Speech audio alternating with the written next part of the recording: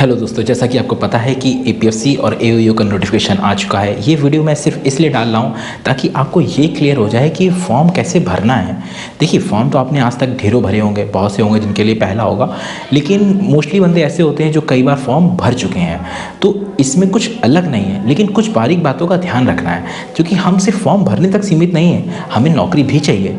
और नौकरी में क्या होता है ना, हर स्टेप में कहीं ना कहीं चीज़ें कहीं ना कहीं अगर फंस जाती हैं, जैसे डॉक्यूमेंट वेरिफिकेशन में या आपके इंटरव्यू के समय में, तो दिक्कत फंसती है। इसीलिए मैंने बोला भी था कि फॉर्म भरने से पहले एक बार वीडियो ज़रूर देख लीजिएगा, ताकि एक बार मैं भर लूँ और मैं खुद देख लूँ कि उसमें क्या क्या मांग रहा है। तो मैंने सुबह से कम 3-4 फॉर्म ऐसे जो खुद ही फिल किए, देखे भी लोगों के भी, ताकि क्या दिक्कत हो सकती है, जैसे ओबीसी की, एससी/एसटी की, हैंडीकैप्ड की, है ना, और जिनके पास ग्रेजुएशन है कुछ भी, तो वो चीज़ क्वेरी सॉल्व करने के लिए है। ठीक, अब हम बात करते हैं दोस्तों फॉर्म की। फॉर्म में अगर शुरुआत करें तो सबसे पहले upsconline.gov.in जो मेन वेबसाइट है इनकी, यूपीएससी ऑनलाइन वाली, जिसमें फॉर्म भरते हैं, तो उसमें जाके आपको वन टाइम रजिस्ट्रेशन करना है।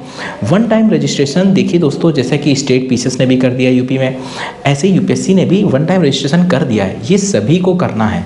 इससे एक फ़ायदा ये है दोस्तों, एक बार आपने अपनी कहते हैं ना डिटेल भर दी, तो जब आप कोई भी फॉर्म भरेंगे ना, तो वो उसमें आपको पूरी डिटेल भरने नहीं पड़ेगी।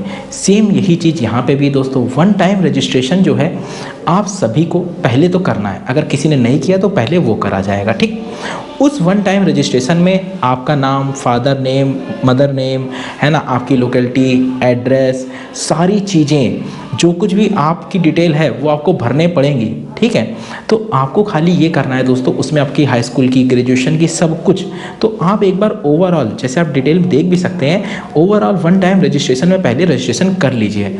मैं फिर कह रहा हूँ दोस्तों, वन टाइम रजिस्ट्रेशन में जो भी ईमेल आईडी आप डालेंगे, अल्टरनेटिव ईमेल आईडी डालेंगे, फ़ोन नंबर डालेंगे और अल्टरनेटिव फ़ोन नंबर डालेंगे, उन सबको बहुत ही, मतलब ऐसा ना हो कि आप उसको यूज़ ना करते हो या 2 महीने बाद फ़ोन वो बंद हो जाए, फिर आप परेशान रहो। नहीं, कोई ऐसा नंबर रखिएगा जिसको आप परमानेंट यूज़ करते हो, प्लस वो बंद ना हो।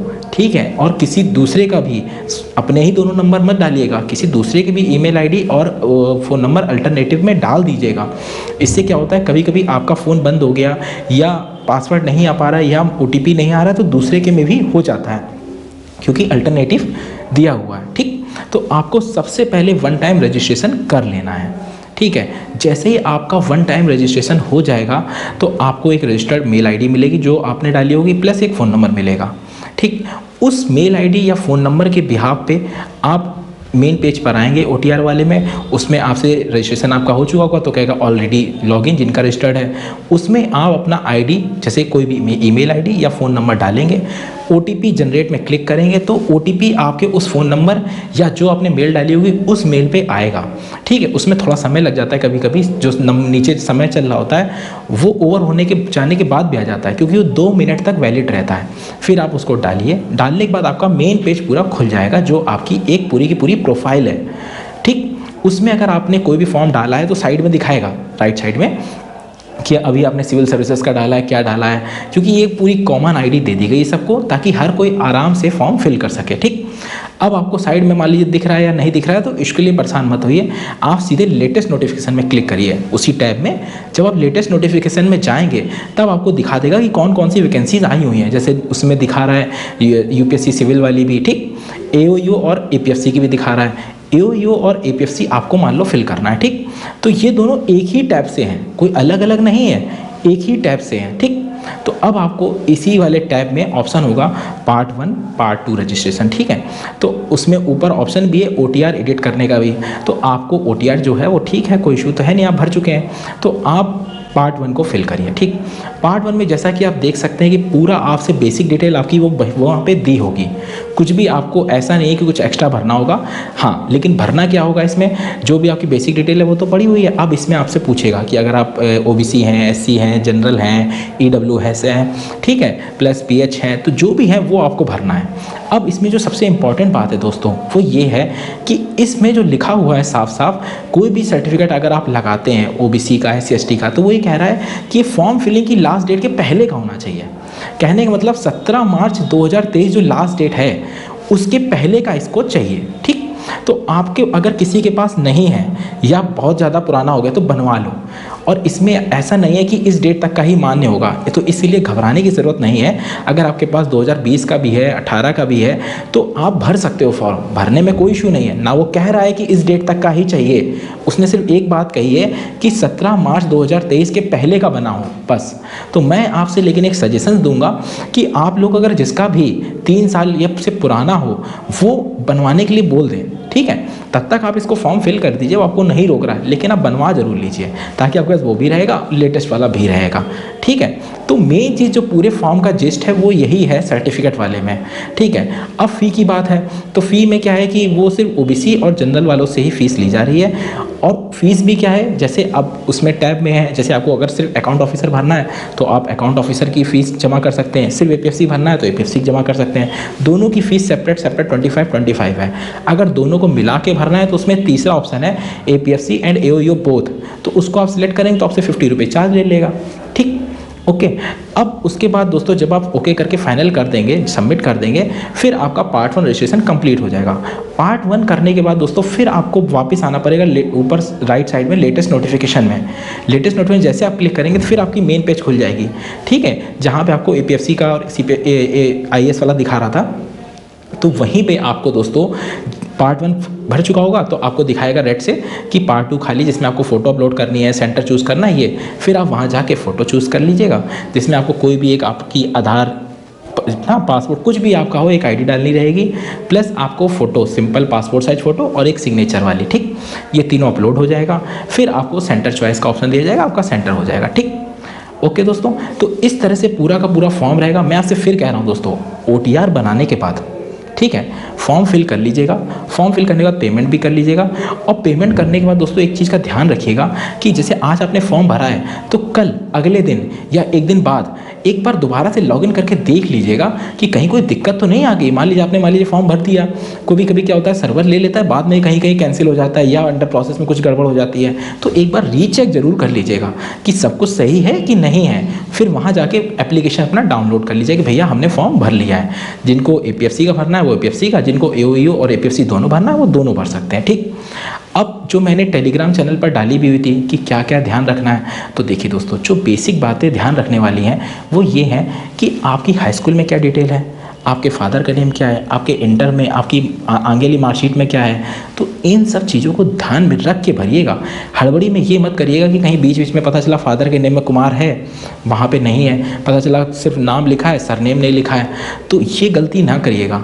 जो भी एग्जैक्ट डाटा हो वही भरिएगा। और हो सके तो अपने जो भी डॉक्यूमेंट्स हैं, मैंने दिवाली में भी बता दिया था इसीलिए उस समय भी कि जिनमें कोई कमी हो सुधरवा लो। और अब फॉर्म आ गया है तो कम से कम आप बिल्कुल ध्यान से ये समझो कि जो भी आपकी डिटेल है, आपके डेट ऑफ बर्थ, आपके फादर का नेम जो भी लिखा है, मदर का नेम लिखा है, वो बाकायदा एज इट इज़ ही लिखिएगा।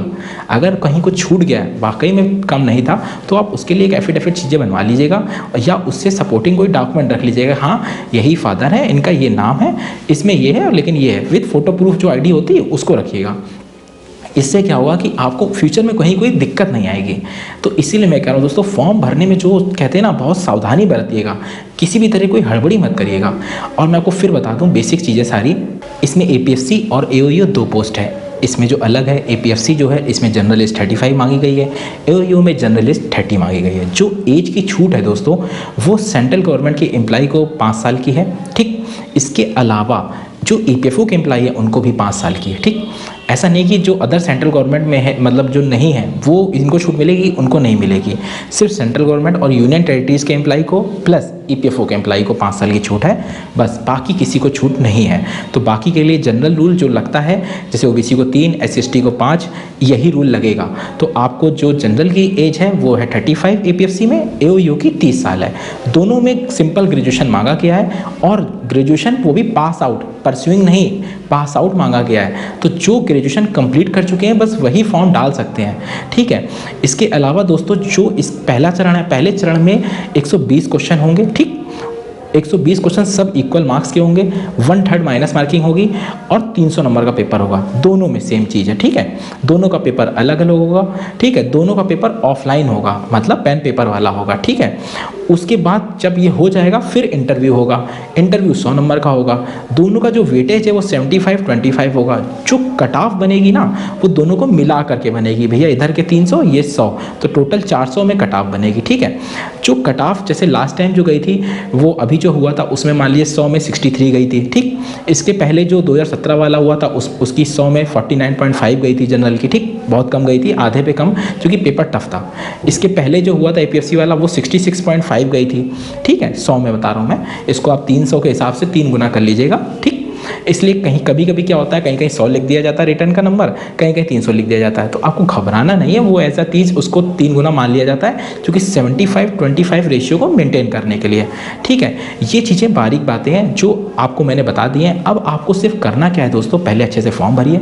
ठीक, फिर 1 तारीख से लेकर 20 मार्च के बीच में जो मैं वार्म अप शेड्यूल दूंगा, टारगेट, आपको सिर्फ उसको पढ़ना है। उसको पढ़ने से आप खाली अपने आप को वार्म अप कर पाएंगे। कहते हैं ना, दौड़ने से पहले वार्म अप किया जाता है ताकि आप अच्छे से दौड़ सकें। तो आपको खाली क्या करना है, उस वार्म अप प्रैक्टिस करनी है। उसके बाद 20 तारीख से लेकर 20 जून 3 महीने में सारी तैयारी कंप्लीट हो जाएगी। और हमारा भी टारगेट ये है कि 3 महीने में आपको कम से कम पूरा कोर्स कंप्लीट करा दिया जाए और 2 बार बुकलेट रिवीजन करा दिया जाए। और उसके बाद दोस्तों सिर्फ प्रैक्टिस प्रैक्टिस और प्रैक्टिस करनी है। और दोस्तों मैं फिर कह रहा हूँ आपसे, ये समय बहुत अच्छा है। इतना अच्छा गोल्डन चांस जो आया है ना, बार बार नहीं आएगा। कम से कम आपको ये चांस मिला है। और ये 2023 में इतनी बड़ी भर्ती जो ईपीएफओ ने निकाली है, ना पहले कभी निकली थी, ना कभी आगे निकलेगी। और इस भर्ती को सिर्फ एक ही रास्ते से क्लियर किया जा सकता है, वो है एक सिलेक्टेड स्ट्रेटजी प्लस एक स्मार्ट वर्क। और जो मैं मेहनत कर रहा हूँ, मेरी टीम मेहनत कर रही है, जो स्ट्रेटजी बता रही है, आपका काम सिर्फ उसको फॉलो करना है। और मैं फिर कह रहा हूँ दोस्तों, सबके लिए स्ट्रेटजी अलग अलग होती है, सबके लिए चीज़ें अलग अलग होती है। तो आपको खाली क्या करना है, वीडियोस तो मैंने डाल ही रखे हैं, पूरी लिस्ट भी बनी है, आप अपने हिसाब से बना सकते हैं कि पहले क्या पढ़ना है, बाद में क्या पढ़ना है। लेकिन अगर आप हमसे पूछेंगे और मैं आपसे जो कहूँगा वो ये है कि जो मैं वीकली शेड्यूल दे रहा हूँ और 20 तारीख के बाद दूंगा, आपको सिर्फ स्ट्रिक्टली उसको फॉलो करना है।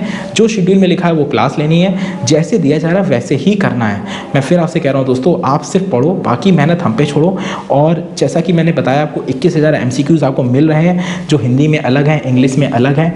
इसके अलावा दोस्तों जो बुकलेट्स हैं वो हिंदी की अलग है, इंग्लिश की अलग है।